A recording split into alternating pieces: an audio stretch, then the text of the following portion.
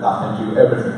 That part is called strong AI, and that doesn't really exist yet. But that AI, that's going to be cool. Anyway, how do you achieve AI? You can program it, but that's quite hard.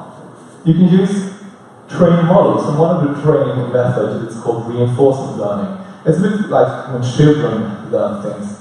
They test things, they touch the stove, they get burned, they eat ice cream, they feel it's good. I mean, they get punished or they get a reward. That's one of the learning models.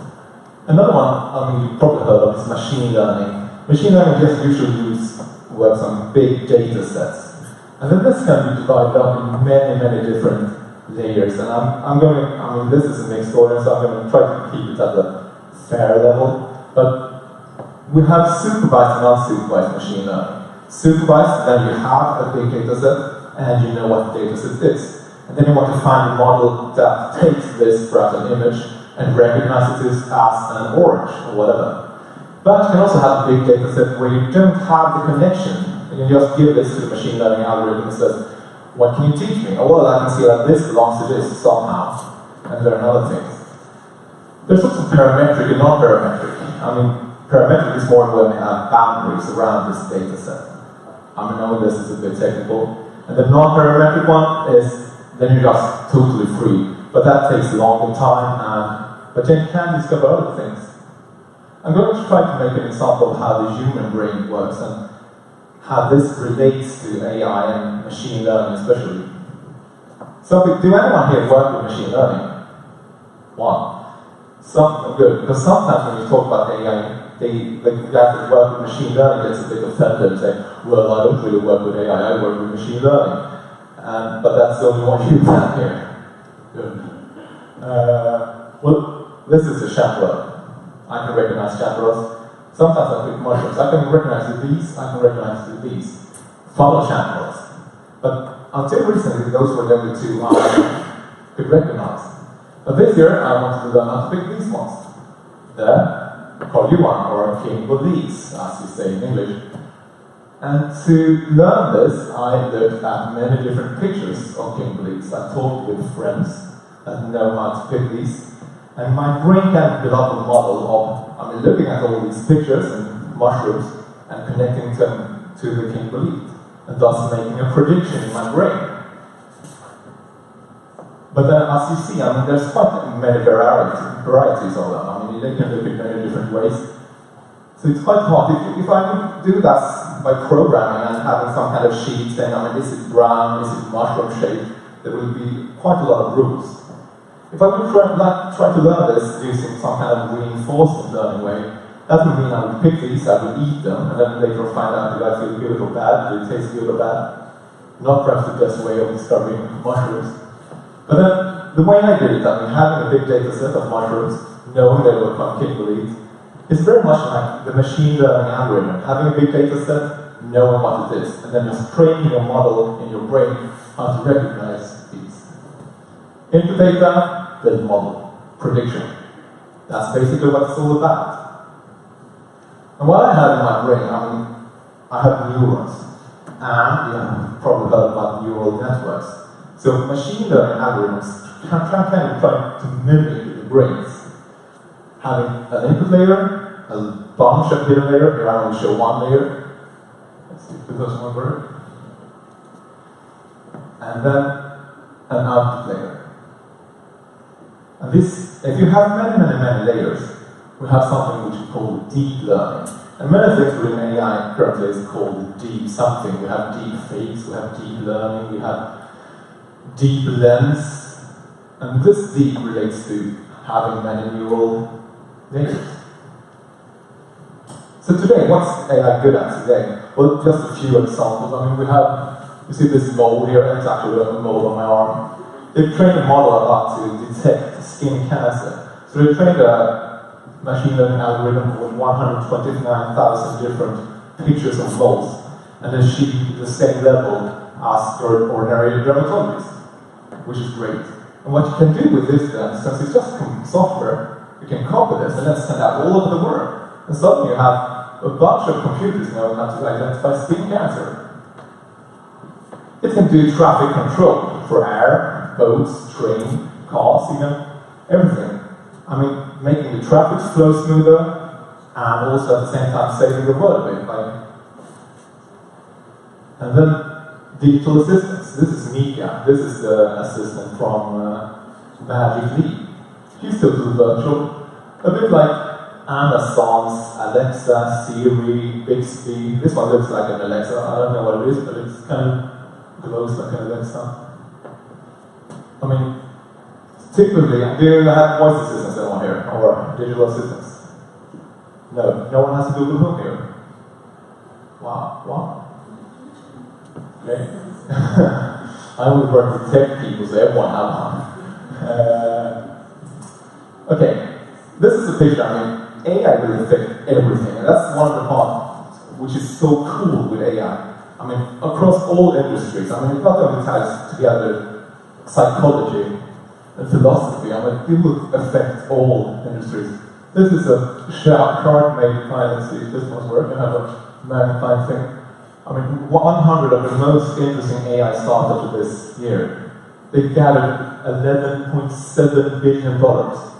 And as you can see, I mean, fintech, hardware, healthcare, IoT, of course, all industries. See the insights that made this chart. They're using machine learning algorithms to scan the entire internet and to find interesting data. And what's AI not so good at?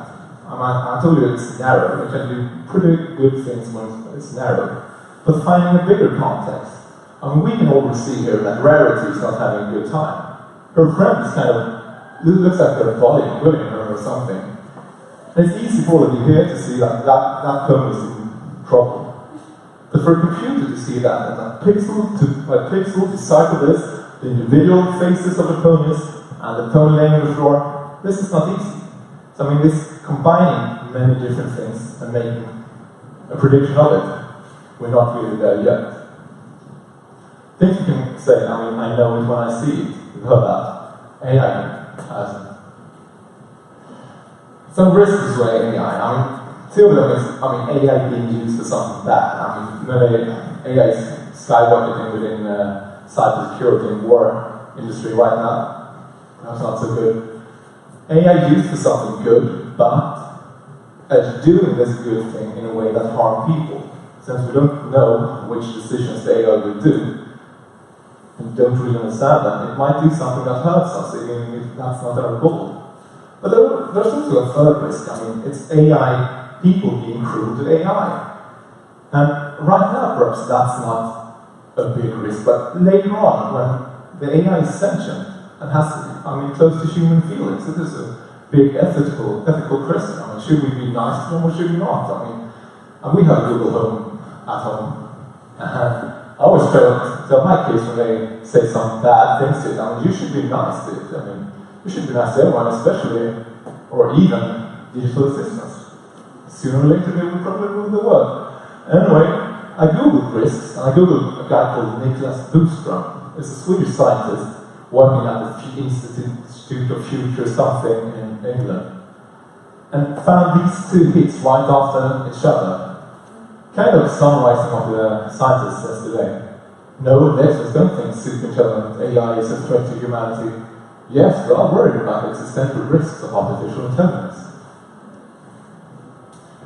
Some weeks from now, there was a climate week in Jönköping. I like sustainability, and I invited over some friends that work with AI. We had a podcast recording in our office. And listening to these experts that really work a lot with, and have for a long time worked a lot with machine learning and AI, I mean, they really agree. I mean, we're lacking regulations right now. This will affect us. And they also agree that AI is not inherently, it's not bad, really. It's not evil, AI. It's the people that are evil, they said. AI won't kill you, the people that use AI will.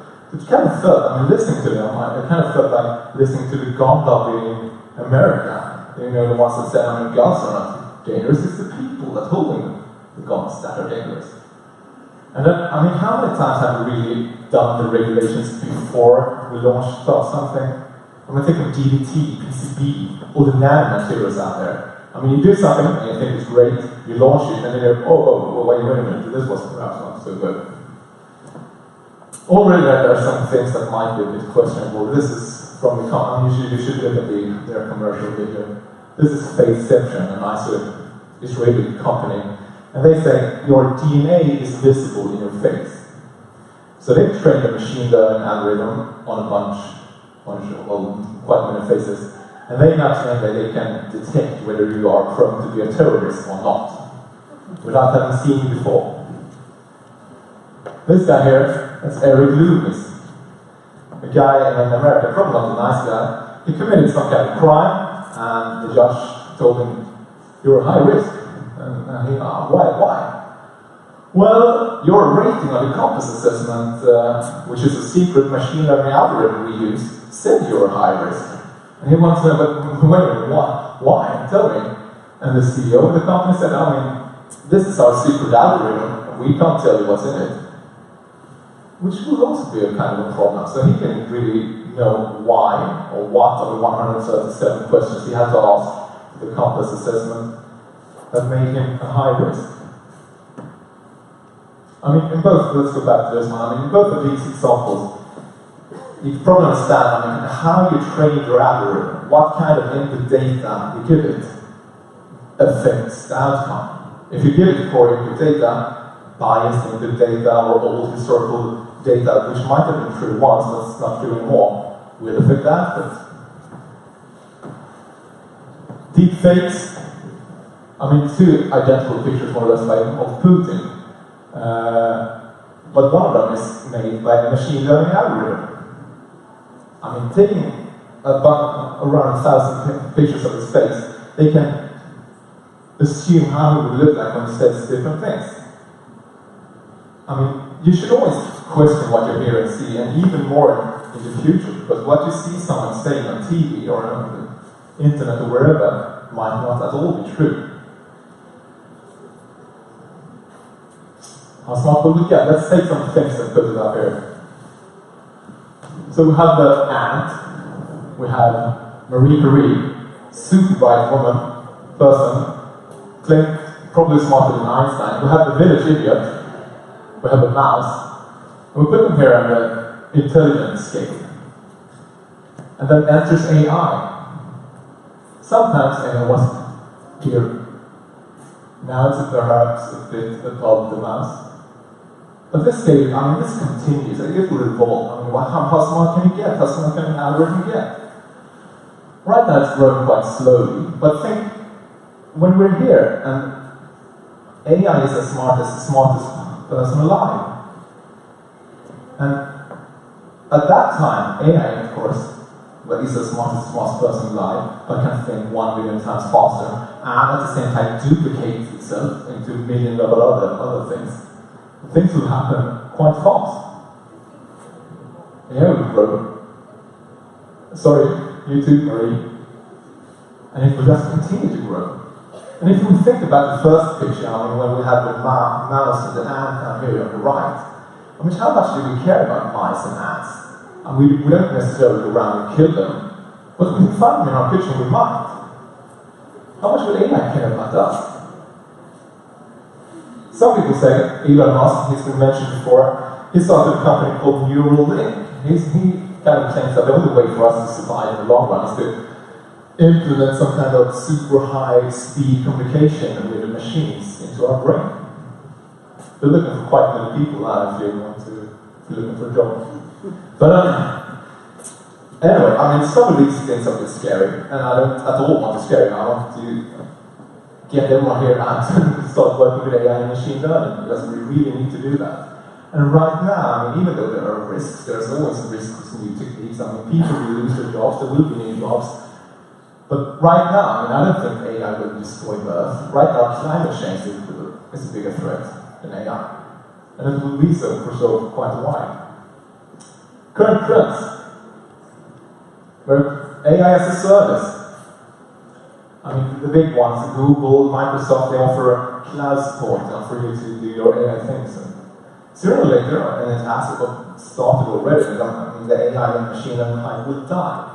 Right now, it might be leverage to say, yes, we work with machine learning in our product or whatever it is, but quite soon it won't. There's a talent war for people, data scientists, and people working on this. We need probably 3 times as many people. AI is moving closer to the edge with self-driving cars and many other things. I mean, the decisions has to be taken quite close to what's happening. AI voice assistants go really strong. You know we have to Google Home in Swedish now, so AI suits cybersecurity. China, 2017, China for the first time exceeded America, United States in funding for AI. It took half of the money. I mean, all the startups, half of the money went to China. It's like this. It's like China, America, the rest of the world. Sweden.